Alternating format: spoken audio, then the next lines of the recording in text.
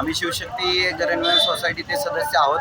आम्ही नगरपालिकेत कित्येक वेळा अतिक्रमण विभागात आमच्या संबंधित आमच्या रोडमध्ये आलेले ड्रेनेज आणि रोडमध्ये चाललेलं बांधकाम श्री रविकुमार साजने यांनी कित्येक वेळेला अनधिकृत बांधकाम 2-2, 3-3 रूम आमच्या रोडमध्ये बांधल्यात। आम्ही कित्येक वेळा याचा पाठपुरावा नगरपालिकेत केला आहे। नगरपालिका फक्त आम्हाला रोज त्यांचं अतिक्रमण काढते, याची कारवाई करतो एवढंच देतात, परंतु आजपर्यंत कुठलीही कारवाई झालेली नाही। संबंधित महिला ज्या आहेत त्यांच्या टाकू त्यांना ड्रेनेजचा आणि त्यांच्या घराच्या समोरचा रोडसुद्धा बंद केलेला आहे।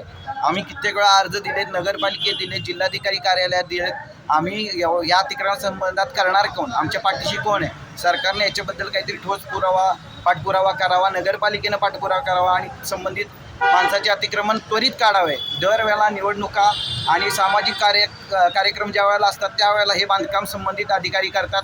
त्यांच्या पाठीमागं कोण आहे याची सरकारनं गंभीर दखल घ्यावी। ह्या माणसांचा रोड आणि आमची ओपन स्पेस ज्याच्यामध्ये इलिगल बांधकाम केलं आहे त्याची तक्रार आम्ही कित्येक वेळा केल्यात, एवढे बंद झालेत आमच्याकडं।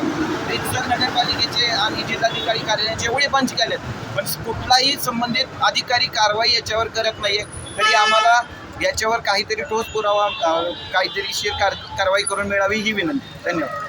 शेजारी राहते, मला मानसिक त्रास खूप होतो आणि माझ्या अंगावर नेहमी धावून येतो आणि वरचट भाषा करतो।